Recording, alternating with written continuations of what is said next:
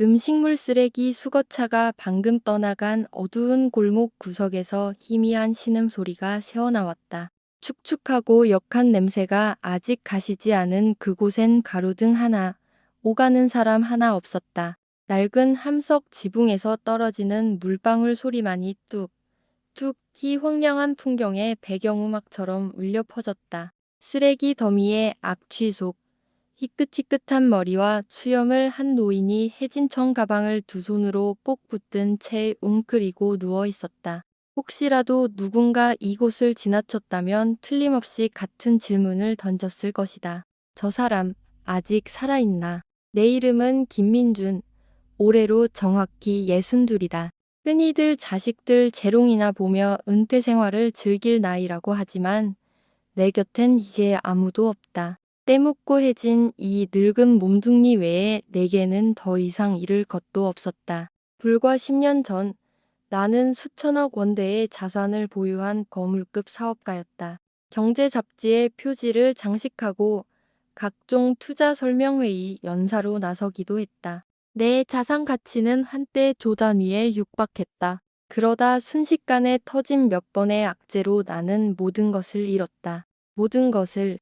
그리고 지금 나는 서울의 어느 후미진 골목에 누워 하루하루 그걸로 연명하고 있다. 이 근처에서 나와 마주치는 사람들은 그전 오숙자 영감이라고 부를 뿐이다. 내가 한때 거대 그룹의 회장이었다는 사실을 짐작하는 사람은 아무도 없을 것이다. 인생 무상이라더니 나는 그렇게 나락으로 떨어졌다.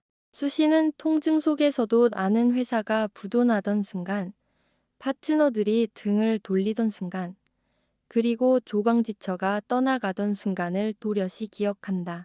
그녀가 돌아설 때 내 눈에는 지독한 절망과 분노만이 가득했다. 끼익 하는 소리가 생각의 흐름을 끊었다. 누군가 쓰레기 봉투를 버리다 실수로 더러운 물을 내 주변에 쏟은 것이다. 나는 살짝 몸을 떨었다.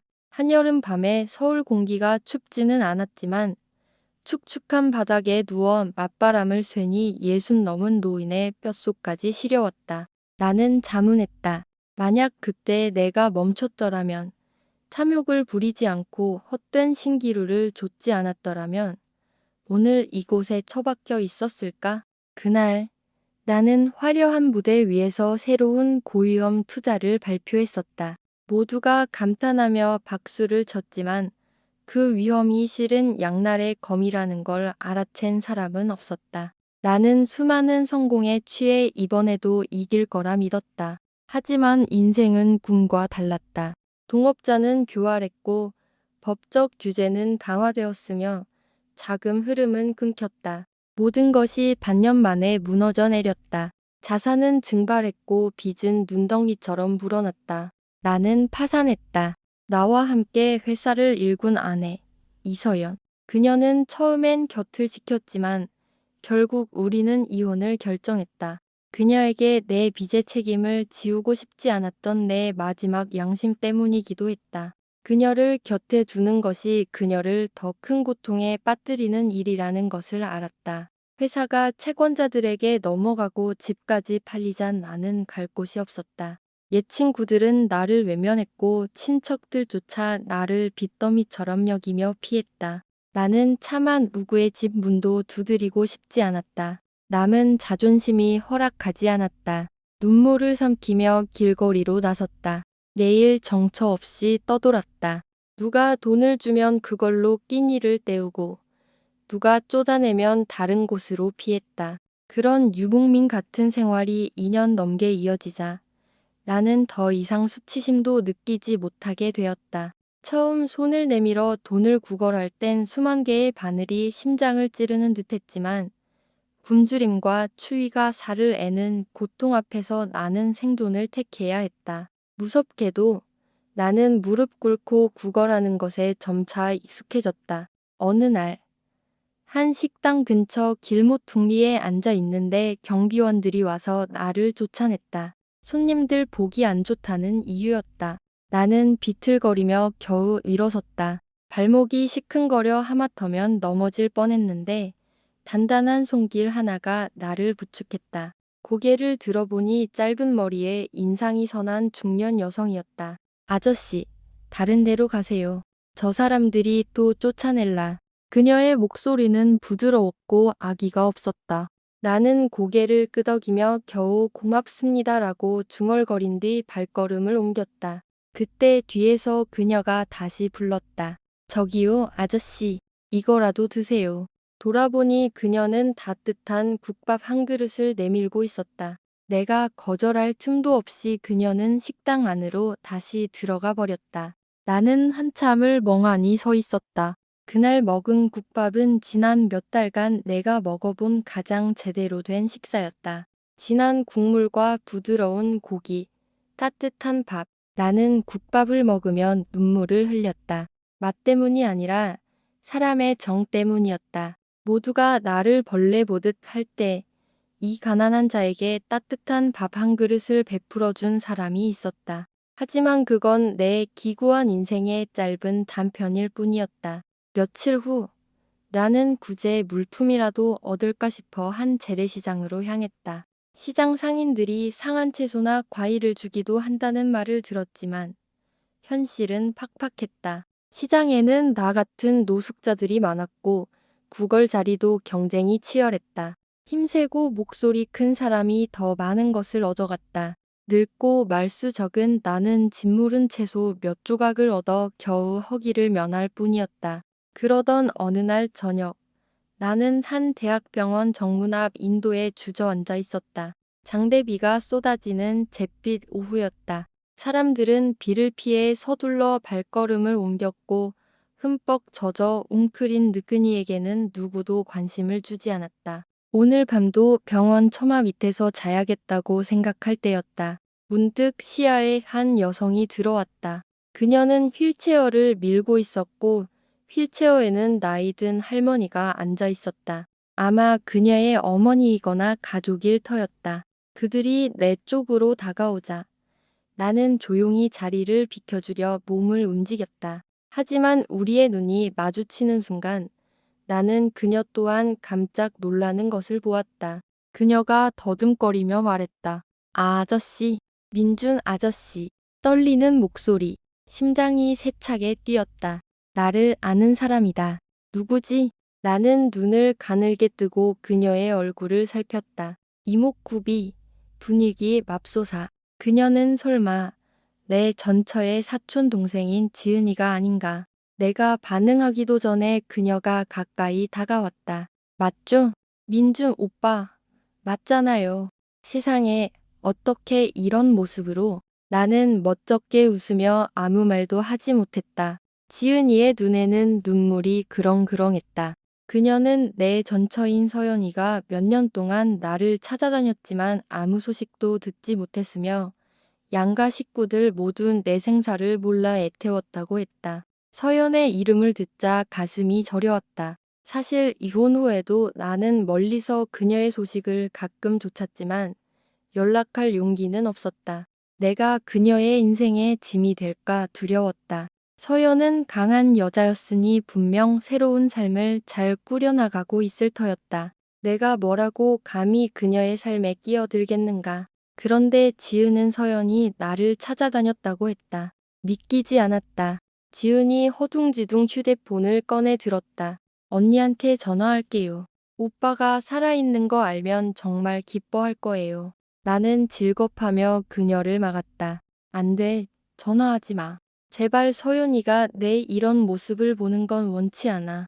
지은은 의아해했지만 내 얼굴을 보고는 이내 무언가 깨달은 듯했다. 그녀는 나를 더는 강요하지 않았다. 대신 이렇게 말했다. 오빠 결정을 존중할게요. 하지만 이것만은 알아두세요. 서연 언니는 한 번도 오빠를 잊은 적 없어요. 비는 계속 내렸다. 나는 그 자리에 앉아 빗물인지 눈물인지 모를 것을 흘렸다. 마음 한구석에서는 서연을 미치도록 보고 싶었지만 이성은 비명을 질렀다. 넌 빈털털이야. 그녀 앞에 나설 자격이 없어. 넌 이미 그녀를 충분히 고통스럽게 했잖아. 지은은 내 손에 억지로 돈 몇 푼을 쥐어주고는 어머니를 모시고 떠났다. 나는 그 돈을 꽉 쥔 채 한참을 앉아 있었다. 일주일 후 한강 다리 밑에서 햇볕을 피하고 있는데 지은이 다시 나타났다. 이번에는 중년 남성과 함께였다. 남편인 듯했다. 그들은 내 앞에 음식과 옷가지를 내려놓으며 말했다. 서연 언니가 저기 밖에서 오빠를 기다리고 있어요. 나는 벌떡 일어나 도망치려 했지만 지친 다리에 힘이 들어가지 않았다. 지은이 다급하게 설명했다. 언니는 그냥 오빠 얼굴만 보고 싶대요. 아무것도 강요하지 않을 거예요. 나는 주위를 둘러보았다. 심장이 북처럼 울렸다. 한낮의 햇살 아래 익숙한 실루엣이 서 있었다. 챙 넓은 모자를 쓰고 슬픈 얼굴을 한 채. 나는 심호흡을 했다. 그래, 만나자. 적어도 내가 살아있다는 건 알려줘야지. 나는 천천히 햇볕 속으로 걸어 나갔다. 그리고 서영과 눈이 마주쳤다. 그녀는 예전보다 나이가 들어 보였지만 20년 전에 그 청초함은 여전했다. 한때 우리 대학의 퀸이었던 서연. 지금 그녀는 성숙하고 슬픈 아름다움을 지니고 있었다. 그녀는 나를 보자마자 눈물을 터뜨렸다. 나는 애써 태어난 척했지만 온몸이 떨렸다. 서연이 가볍게 속삭였다. 민준 씨, 정말 당신 맞아요. 내가 고개를 끄덕이자 그녀가 달려와 내 팔을 부축했다. 맙소사, 이렇게까지 망가지다니. 나는 뒤로 물러서며 땀에 절은 옷에서 나는 악취를 감추려 했다. 더러워요. 만지지 마요. 서연은 아랑곳하지 않곤 내 손을 잡았다. 그리고 소리 내어 울기 시작했다. 미안해요. 내가 중얼거렸다. 연락 못해서 미안해요. 당신에게 짐이 되기 싫었어요. 서연은 눈물을 흘리며 고개를 저었다. 그럼 지난 몇 년간 나와 가족들이 얼마나 걱정했는지 생각해봤어요? 당신이 사라지는 게 모두를 위한 거라고 생각했어요? 왜 그렇게 바보 같았어요? 나는 대답 대신 고개를 숙였다. 내가 비겁했다는 걸 안다. 하지만 그때는 떠나는 것이 유일한 방법이라고 진심으로 믿었다. 서연이 내 손을 꽉 잡으며 말했다. 나랑 같이 가요. 이렇게 길바닥에서 살 수는 없어요.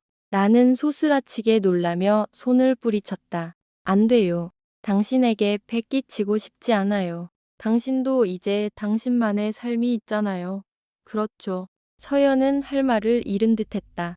정말 내가 당신을 버려둘 거라고 생각했어요? 당신은 내 전 남편이었고 내가 한때 사랑했던 사람이에요.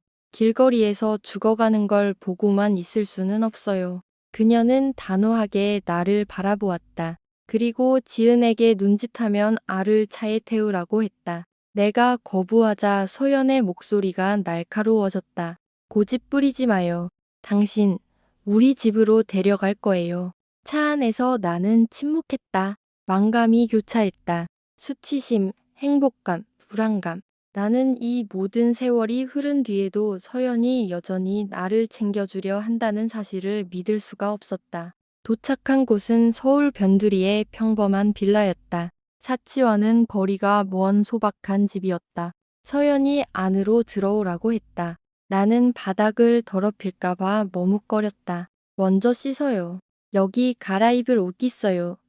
그녀는 미리 넉넉한 사이즈의 남성복을 준비해 두었다. 아만 우구에게 빌려온 듯했다. 나는 용기를 내어 욕실로 들어갔다. 따뜻한 물이 쏟아져 내렸다. 길거리의 먼지와 함께 이 불쌍한 자의 눈물도 씻겨 내려왔다. 내가 밖으로 나오자 식탁에는 이미 저녁상이 차려져 있었다. 서연이 온화한 얼굴로 손짓했다. 앉아서 밥 먹어요. 이야기는 나중에 하고. 나는 푸짐한 밥상을 보았다. 된장찌개, 생선구이, 정갈한 나물 반찬들, 목이 메었다. 이렇게 따뜻한 집밥을 먹어본 지가 얼마만인지, 이렇게 완벽한 밥상을 꿈이라도 꿔봤던가. 자리에 앉아 떨리는 손으로 수저를 들었다. 서연은 맞은편에 앉아 나를 지켜보았다. 내가 어색해하자 그녀가 부드럽게 말했다. 편하게 먹어요. 뼈만 앙상하게 남았네요. 그녀의 걱정 어린 말에 나는 울컥했다. 식사 내내 나는 거의 말을 하지 않고 밥만 먹었다. 서연도 아무것도 묻지 않고 애가 조용히 식사를 마치게 내버려 두었다. 식사가 끝나자 나는 서둘러 상을 치우려 했다. 서연이 내 손을 막았다. 그냥 둬요. 이건 내가 할게요. 그녀는 익숙하게 그릇을 부엌으로 가져가 설거지를 시작했다. 그녀의 뒷모습을 보며 가슴 한구석이 아려왔다. 저 모습은 사업 초창기 힘들었던 시절 나와 함께했던 바로 그 여인의 모습이었다. 그때도 우리는 가사 도우미가 있었지만 그녀는 가족을 돌보는 일은 자기 손으로 하고 싶다며 종종 직접 설거지를 하곤 했다. 지금 이 풍경은 마치 뒤바뀐 기억의 한 장면 같았다. 하지만 우린 이제 부부가 아니었다. 밤이 되자 서연은 거실에 이부자리를 펴주었다. 이 집은 방이 2개였는데 하나는 연로하신 그녀의 어머니가, 다른 하나는 그녀가 쓰고 있었다. 거실이었지만 내게는 충분히 따뜻했다. 다리 밑이나 골목 구석에 비하면 천국이었다. 편히 쉬어요. 내일 일은 내일 생각해요. 서연은 그렇게 말하고 자기 방으로 들어갔다. 나는 천장을 바라보며 누워 눈물을 흘렸다. 내가 지금 꿈을 꾸고 있는 건가? 이 집은 크고 화려하지 않았지만 대개는 천국과도 같았다. 다음 날 아침, 서연은 내게 새 옷을 몇 벌 사다 주었다. 내가 미안해하자 그녀는 말했다. 깨끗하게 갈아입어야죠. 나 이제 출근해야 하니까 집에 있어요. 필요한 거 있으면 전화하고. 출근, 내가 조심스럽게 물었다. 네, 작은 회사에서 격리로 일해요. 나중에 자세히 얘기해 줄게요. 그녀는 서둘러 가방을 들고 아침 식사는 차려놨으니 챙겨 먹으라고, 부엌에 음식도 있으니 해 먹고 싶으면 해 먹으라고 당부한 뒤 오토바이를 타고 떠났다. 나는 텅 빈 집 안에 잠시 멍하니 서 있었다. 마치 다시 태어난 듯한 기묘한 기분이었다. 집안을 둘러보다가 나는 장식장 위에 놓인 작은 액자를 발견했다. 서연이 나보다 몇 살 어려 보이는 중년 남자와 함께 찍은 사진이었다. 가슴이 철렁 내려앉았다. 그녀에게 새로운 사람이 생긴 걸까? 그런데도 나를 거두어 준 건가? 질투, 비참함, 그리고 경외감이 뒤섞인 감정이 밀려왔다. 나는 액자를 내려놓고 한숨을 쉬었다. 내가 이제 그녀의 인생에 관여할 무슨 권리가 있단 말인가? 그 후로 서연은 종종 늦게 퇴근했다. 나는 감히 궁금해하지 않았다. 낮에는 집을 청소하고 빨래를 하고 밥을 지었다. 때로는 멍하니 앉아 과거를 생각했다. 나는 이곳에 계속 기생할 수는 없다고 생각했다. 서연에게 이 쓸모없는 늙은이를 평생 먹여 살릴 책임은 없었다. 나는 몇 번이나 떠나겠다는 이야기를 꺼내려 했지만 서연은 번번이 말을 막았다. 아직 몸도 안 좋잖아요. 여기서 치료부터 다 받아요. 그녀의 말대로 나는 가벼운 폐렴 증세가 있었고 몸은 쇠약했다. 그녀는 나를 병원에 데려가 진찰을 받게 하고 약값까지 내주었다. 내 마음은 혼란스럽고 미안함으로 가득 찼다. 어느 날 밤, 서연이 퇴근한 후 저녁을 먹다가 내가 떨리는 목소리로 말했다. 서연 씨, 나 몸이 좀 나아지면 더 나야겠어. 이렇게까지 잘해주니 더 이상 배를 끼칠 수가 없네. 서연이 젓가락을 내려놓고 나를 진지하게 바라보았다. 내가 당신을 거둔 게 단순히 선심 써서 도와주고 내보내려는 걸로 보여요? 잊지 말아요. 난 당신 아내였어요. 당신이 망가지는 걸 그냥 볼 수는 없다고요. 나는 목이 메었다. 하지만 당신에겐 새 가족이 내가 끼어들 순 없잖아. 서연이 슬프게 웃었다. 아니요. 나 아직 혼자예요. 사진 속 그 사람은 박 팀장님인데 그냥 직장 동료일 뿐이에요. 오해하지 말아요. 그 말을 듣자 나는 안도감과 동시에 그녀를 오해한 것에 대한 부끄러움을 느꼈다. 왜 재혼 안 했어요? 내가 머뭇거리며 물었다. 서연은 고개를 저으며 아직 맞는 사람이 없었어요 라고 짧게 답하고는 다른 이야기로 화제를 돌렸다. 더 깊이 묻는 것은 신뢰라는 걸 알았다. 그날 이후 아는 마음이 한결 편안해졌지만 여전히 고민은 남았다. 잠자리와 식사, 약 덕분에 내 건강은 점차 좋아졌다. 서연이 일찍 오는 날에는 함께 저녁을 준비하고 TV를 보기도 했다. 어떤 순간에는 우리가 이혼했다는 사실, 내가 파산하고 노숙했다는 사실을 잊기도 했다. 작은 행복이 다시 찾아온 듯했다. 비록 환상일지라도, 하지만 내가 모든 것이 평온해질 것이라고 꿈꾸기 시작한 바로 그 순간, 인생은 다시 한번 내 뺨을 후려쳤다. 그날 낯선 남자가 초인종을 눌렀다.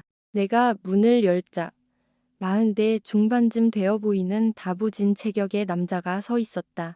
그는 나를 보자마자 얼굴을 굳혔다. 누구신데 여기 있습니까? 목소리가 거칠었다. 저는 서연 씨 친구입니다. 내가 기어 들어가는 목소리로 답했다. 웃기지 마쇼. 친구라니 생긴 건 완전 거짓골인데. 그가 소리쳤다. 나는 당황해서 굳어버렸다. 그때 집 안에서 서연이 달려나왔다. 박 팀장님, 여긴 어쩐 일이세요? 그 남자는 서연이 다니는 회사의 팀장인 박태식이었다. 박태식은 나를 노려보더니 서연에게 쏘아붙였다. 이 영감, 당신이 데리고 있는 거야? 무슨 관계야? 목소리에는 짙은 질투가 묻어났다. 나는 어찌할 바를 몰랐다. 서연이 쏘아붙였다. 제 사생활에 간섭하지 마세요. 팀장님과 제 관계는 직장 동료일 뿐이라고 말씀드렸을 텐데요. 박태식이 버럭 소리쳤다. 가식 떨지 마. 내가 지난 3년간 당신한테 거절당한 게 누군지 알아? 이 늑근이 때문이었어. 맙소사. 박태식은 서연에게 마음이 있었던 것이다. 그는 내 등장에 분노하고 있었다. 서연의 얼굴이 굳어졌다. 돌아가세요. 여긴 제 집이고 제 사생활은 팀장님과 상관없습니다. 박태식이 비웃었다. 좋아. 하지만 그 늑은이 조심하는 게 좋을 거야. 내가 한번 알아볼 테니. 그는 그렇게 쏘아붙이고 돌아섰다. 서연이 분을 이기지 못하고 문을 쾅 닫았다. 미안해요. 민준 씨. 박 팀장이 원래 저래요. 예전부터 날 쫓아다녔는데 내가 싫다고 했거든요. 나는 고개를 끄덕이며 이해한다고 했지만 마음 한구석이 찜찜했다. 저 남자는 쉽게 포기할 위인이 아니었다. 분명 다시 돌아와 소란을 피울 것이다. 아니나 다를까 며칠 뒤 박태식은 우리가 저녁을 먹고 있을 때 갑자기 집으로 들이닥쳤다. 그가 으르렁거렸다. 내가 다 알아봤어. 이 영감, 당신 전 남편 김민준이지? 파산하고 빚더미에 앉은 놈. 그놈 때문에 당신 인생이 얼마나 고달팠는데 아직도 이런 놈을 끼고 살아. 나는 그가 내 뒷조사를 했다는 사실에 경악했다. 서연이 소리쳤다. 내 집에서 당장 나가요. 당신한테 설명할 의무 없어요. 박태식이 비웃었다. 당신은 없겠지만 난 경고는 해줘야겠어. 이놈, 아직도 갚지 않은 빚이 수십억이야. 이런 놈을 숨겨주다간 당신까지 법적으로 엮일 수 있다고. 그 말을 듣는 순간 온몸이 차가워졌다. 파산을 선언했지만 일부 개인 채권자들은 여전히 나를 괴롭힐 수 있었다. 박태식은 서류 뭉치를 서연에게 던지며 말했다. 자, 봐. 이놈의 부실 채권 기록이야. 알아서 해. 이놈을 내쫓든지 아니면 내가 경찰에 신고하든지. 박태식은 의기양양하게 돌아갔다. 서연은 분노에 떨며 그 서류를 갈기갈기 찢어 쓰레기통에 던져버렸다. 나는 고개를 숙인 채 손발이 후들거리는 것을 느꼈다. 그날 밤 나는 서연 옆에 앉아 조심스럽게 말했다. 내가 떠나는 게 낫겠어. 당신까지 내 빚 문제에 얽히게 할 순 없어. 서연이 울음을 터뜨렸다. 그런 말 하지 마요. 그들이 소송하면 내가 변호사를 선임할 거예요. 당신은 내 전 남편이지만 난 당신을 버릴 수 없어요. 나는 망연자실했다. 당신을 더 고생시키고 싶지 않아. 내가 파산한 건 내 잘못이야. 우리가 일찍 이혼한 것도 당신에게 피해가 가지 않게 하려는 거였고, 그런데 이제 와서 또 서연이 눈물을 닦으며 말했다. 그때 우리가 그렇게 결정한 건 당신에게 더 이상의 압박을 주지 않으려던 거였지. 당신이 미워서 떠난 게 아니었어요. 당신이 오해한 거예요. 그녀의 말은 충격이었다. 나는 그녀가 나를 더 이상 사랑하지 않아서 떠났다고만 생각했다. 우리의 이별이 짐을 덜어주기 위함이었다니. 우리는 말없이 서로를 부둥켜 안고 울었다. 수년간 묵혀두었던 슬픔과 고통이 터져나왔다. 하지만 불안감은 여전했다. 박태식은 정말로 경찰에 신고하거나 채권자들을 부추겨 나를 해치려 들 것이다. 그는 나를 쫓아내고 서연을 차지하고 싶어 했다. 반면 서연은 그의 협박에도 굴하지 않고 내 곁을 지키려 했다. 그녀는 나를 보호하는 성벽과도 같았다. 나는 기쁘면서도 그녀에게 피해를 줄까 두려웠다. 하루하루 우리는 어떤 병고가 닥칠지 기다렸다. 그리고 그것은 단순한 협박으로 끝나지 않았다. 어느 날 정오, 서연은 회사에 가고 나 혼자 집에 있는데 갑자기 한 무리의 남자들이 들이닥쳤다. 우리가 당신 채권자다. 전처 치마폭에 숨어서 도망갈 생각이었나. 나는 경악했다. 그들은 오래전 채무 서류를 들이밀며 당장 돈을 갚으라고 요구했다. 그 돈은 수십억에 달했다. 내게는 단돈 10,000원도 없었다. 그들은 소리쳤다. 돈 없으면 저 마누라한테 받아내야지.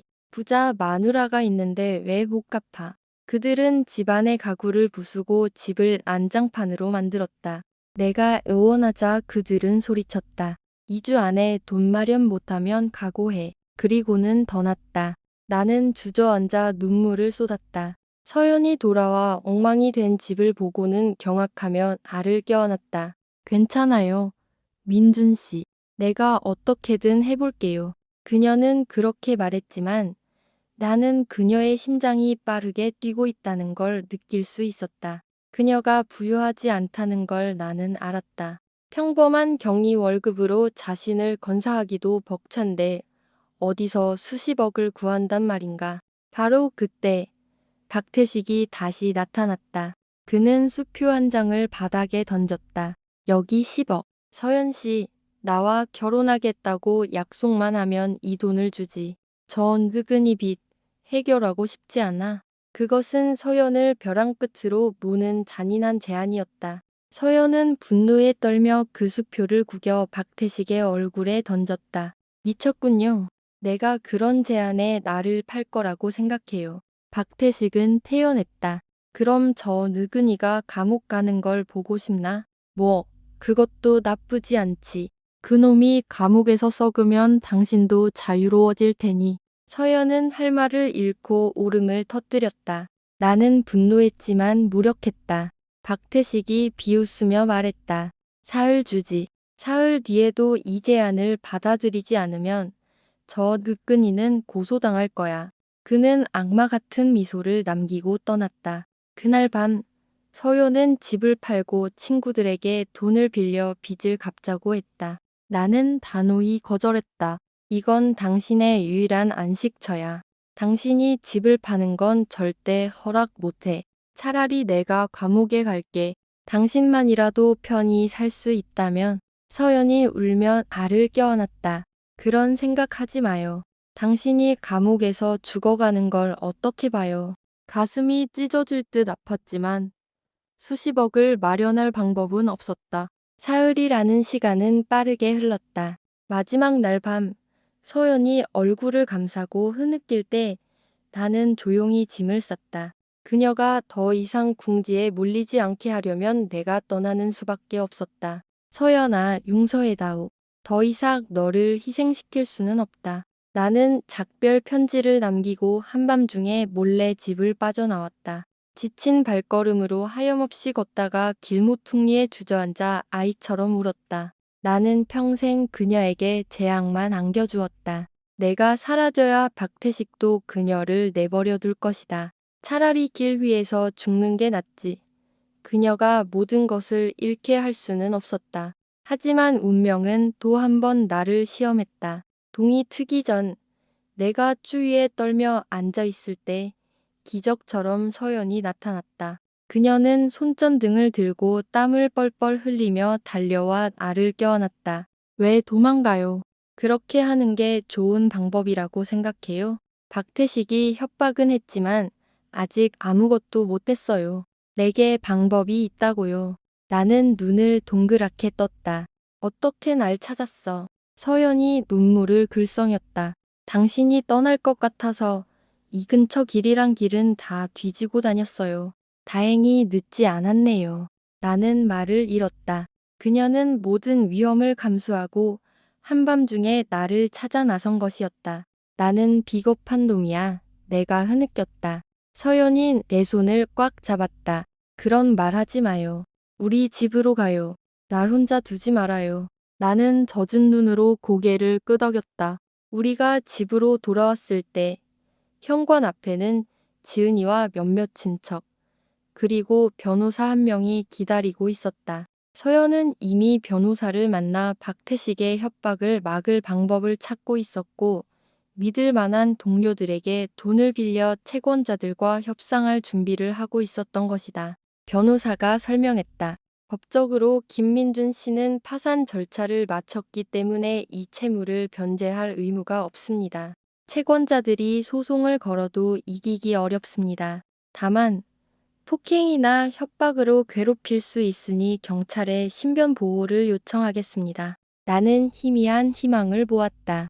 변호사는 박태식이 채권자들과 결탁해 협박했다면 그 또한 공갈죄로 고소할 수 있다고 했다. 계획이 세워졌다. 서연은 박태식을 재물손괴 및 협박 혐의로 경찰에 정식으로 고소했다. 채권자들도 불법 채권 추심 행위로 경고를 받았다. 박태식은 날뛰었지만 서연이 강경하게 나오고 변호사까지 나서자 두려움을 느끼는 기색이 역력했다. 결국 그는 한 발 물러섰다. 몇 주 후 사건은 잠잠해졌다. 나는 서연의 도움으로 작은 가게에서 세차와 청소를 하는 일을 시작했다. 적은 돈이었지만 더 이상 그녀에게 빌부터 살지 않는다는 사실에 기뻤다. 평온한 저녁이 돌아왔다. 어느 날 서연이 내 곁에 조용히 앉아 말했다.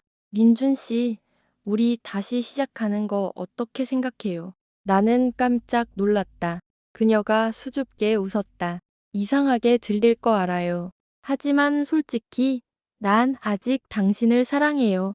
우리 둘 다 많은 일을 겪었잖아요. 서로에게 다시 기회를 주면 어때요? 나는 벅차오르는 감정을 느꼈지만 한편으론 씁쓸했다. 서연아, 난 이제 빈털터리에 늙고 병든 사람이야. 후회하지 않겠어. 서연이 부드럽게 고개를 저었다. 당신은 여전히 내가 사랑하는 남자예요. 중요한 건 함께 이겨내는 거죠. 나는 그녀의 손을 잡았다. 두 줄기 눈물이 흘러내렸다. 고마워.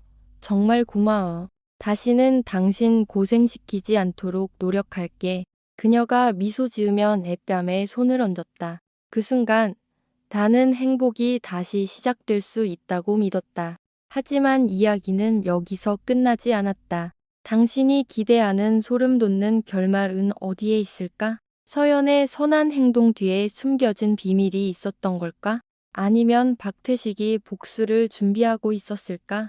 교활한 박태식이 이대로 순순히 물러날 리가 없다는 불안감이 내 마음속에 도사리고 있었다. 화창한 어느 날 아침, 나는 서연의 작은 빌라 현관 앞에서 가볍게 몸을 풀었다. 오래된 페인트는 빛이 바랬지만 이곳은 내가 과거의 호화로운 저택에서도 느끼지 못했던 따스함을 품고 있었다.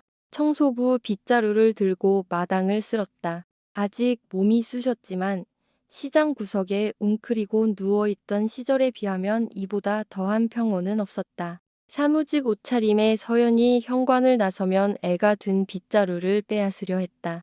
내가 할게요. 어제 일도 좀 있었잖아요. 그냥 쉬어요. 나는 고개를 저었다. 괜찮아. 다 나았어. 이런 풍경은 이제 익숙했다. 박태식은 더 이상 나타나지 않았고 채권자들도 잠잠했다. 서연은 회사에서 박태식의 괴롭힘 때문에 힘들어했지만 굳굳이 버텨냈다. 나는 그녀에게 짐이 되기 싫어 작은 식당에서 허드렛 일을 시작했다. 적은 돈이었지만 마음은 편했다. 그러던 어느 날 밤 끔찍한 사건이 터졌다. 새벽 3시경. 밖에서 나는 큰 소리에 잠이 깼다. 현관 앞에 세워둔 서연의 오토바이에서 불길이 치솟고 있었다. 우리는 미친 듯이 물을 퍼부어 겨우 불을 껐지만 오토바이는 뼈대만 남고 벽은 시커멓게 그을렸다. 박태식의 경고가 떠올랐다. 경찰이 출동했지만 CCTV에는 복면을 쓴 범인의 모습만 희미하게 찍혀 있었다. 설상가상으로 며칠 뒤 서연은 회사에서 해고 통보를 받았다. 박태식이 권력을 이용해 그녀를 쫓아낸 것이었다. 서연은 짐을 싸들고 돌아와 억지로 미소 지었지만 나는 그녀의 손이 차갑게 떨리는 것을 느꼈다. 오토바이가 불타고 이제 직장까지 잃었다. 연이은 불행에 그녀가 얼마나 더 버틸 수 있을까? 며칠 후 서연의 사촌동생 지은이에게서 연락이 왔다. 박태식이 과거의 협박 및 갈취와 관련된 전과가 있었지만 돈으로 무마했다는 것이었다. 증거만 찾는다면 그를 무너뜨릴 수 있었다. 희망이 보였지만 위험한 일이었다. 지은은 몰래 박태식의 사무실에서 그가 고객을 협박하는 내용이 담긴 녹음 파일 USB를 빼돌렸다. 우리는 변호사를 통해 이것을 경찰에 제출하기로 했다. 하지만 박태식은 이미 우리를 감시하고 있었다. 그는 지은을 미행해 위협했고 변호사를 만난 사실까지 알아냈다. 그날 밤 박태식에게서 전화가 걸려왔다. 감히 날 감옥에 보내려고 해. 넌 대가를 치르게 될 거야. 서연은 조금도 굽히지 않았다. 당신이 저지른 잘못에 대한 대가를 치르는 것뿐이에요. 그날 이후 우리는 듣눈으로 밤을 지새웠다. 그리고 이틀 뒤 시장에 갔던 서연이 돌아오지 않았다. 전화도 받지 않았다. 온 시장을 뒤졌지만 그녀의 모습은 보이지 않았다. 나는 미칠 것 같았다.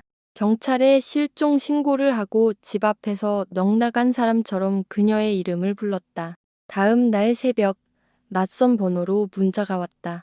그 여자가 어디 있는지 알고 싶으면 외곽의 폐창고로 와라. 박태식이었다. 나는 지은이와 함께 경찰에 몰래 알리고 약속 장소로 향했다. 폐창고 안. 박태식은 미친 사람처럼 웃고 있었다. 그의 부하들이 밧줄에 묶인 서연을 끌고 나왔다. 그녀는 지쳐 보였고 입에는 재갈이 물려 있었다. 내게 덤빈 결과다. 고소를 취하하지 않으면 이 여자를 죽이겠다. 내가 무릎 꿇고 애원하자 박태식은 내게 모든 것이 자신의 조작이었다고 자백하는 영상을 찍으라고 강요했다. 그러고는 칼을 꺼내 서연에게 다가갔다. 내가 저 쓸모없는 느끈이를 선택했으니 그를 위해 죽어라. 그가 칼을 치켜드는 순간 밖에서 경찰 사이렌 소리가 요란하게 울렸다. 지은이 몰래 경찰의 위치를 알린 것이었다. 박태식은 서연의 목에 칼을 들이대며 인질극을 벌였다. 그는 창고 바닥에 휘발유를 뿌리며 함께 죽겠다고 위협했다. 절체절명의 순간 우리를 돕기 위해 몰래 따라왔던 동네 슈퍼주인 아저씨 과거 특전사 출신이었다가 박태식의 등 뒤로 접근해 그의 팔을 강목으로 내리쳤다. 칼이 떨어지고 경찰이 순식간에 들이닥쳐 박태식과 부하들을 모두 제압했다. 박태식은 납치, 감금, 살인미수 등의 혐의로 징역 15년을 선고받았다. 악몽 같은 나날이 끝났다. 우리는 다시 일어서기 시작했다.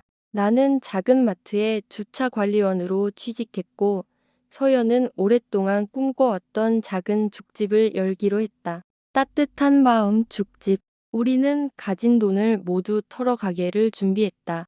하지만 시련은 끝나지 않았다. 박태식이 교도소에서 뇌출혈로 갑자기 사망했다는 소식이 들려왔다. 그는 죽기 전 서연을 만나 용서를 구하고 싶어 했다. 서연은 교도소로 향했고 그의 임종을 지켜보았다. 박태식은 그녀의 손을 잡고 미안하오. 내가 당신을 너무 사랑해서 라는 말을 남기고 숨을 거두었다고 했다. 그날 이후 서연은 악몽에 시달렸다. 이것이 소름 돋는 결말이었을까? 아직이었다.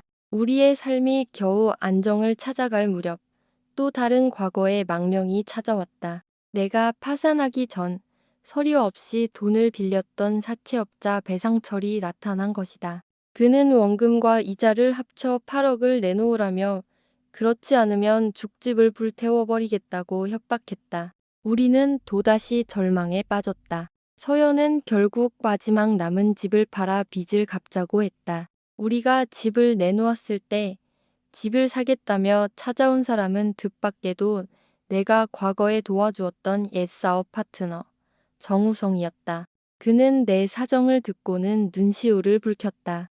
회장님, 과거에 저를 도와주셨던 은혜를 잊지 않았습니다. 집은 팔지 마십시오. 그 빚, 제가 대신 갚아드리겠습니다. 우리는 정우성의 도움으로 사채업자 배상철에게 돈을 갚는 척하며 경찰과 함께 함정 수사를 벌였다. 배상철은 돈을 받으려다 공갈 및 협박 혐의로 현장에서 체포되었다. 모든 폭풍이 지나갔다. 정우성의 투자로 따뜻한 마음 죽집은 다시 문을 열었고 우리의 이야기가 알려지면서 많은 사람들이 찾아와 응원해 주었다. 우리는 수익의 일부를 떼어 어려운 이웃에게 무료로 죽을 대접했다. 어느 날 저녁, 나와 서연은 가게 앞 작은 테이블에 앉아 차를 마셨다. 서연이 내 손을 잡고 말했다. 당신이 모든 걸 잃고 나서야 나는 당신이 얼마나 작은 것들을 소중히 여기는지 알게 됐어요. 예전에 당신은 돈 버느라 바빠 나를 잊고 살았지만 지금의 당신은 매 순간을 나와 함께하죠. 나는 지금처럼 행복한 적이 없었어요. 눈물이 핑 돌았다. 모든 것을 잃는 것이 진정 소중한 것을 되찾는 기회였다. 우리는 다시 혼인신고를 했다. 예순이 넘은 나이에 나는 행복이 부나 명예가 아니라 모든 것을 잃었을 때도 곁을 지켜주는 한 사람이라는 것을 깨달았다. 진짜 소름 돋는 결말은 무엇이었을까? 그것은 복수나 비극이 아니었다. 내가 쓰레기 더미에서 죽을 뻔하고 서연이 칼날 아래 놓이고 우리가 모든 것을 잃을 뻔했던 그 모든 끔찍한 순간들. 그 지옥 같은 시간들을 견뎌내고 마침내 서로의 손을 잡고 평범한 일상을 살아갈 수 있게 되었다는 것.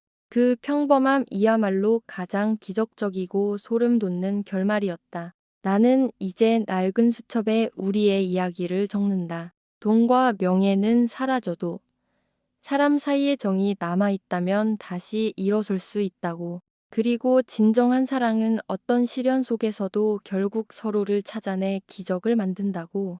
가게 손님이 나를 부른다. 사장님, 소고기죽 하나요.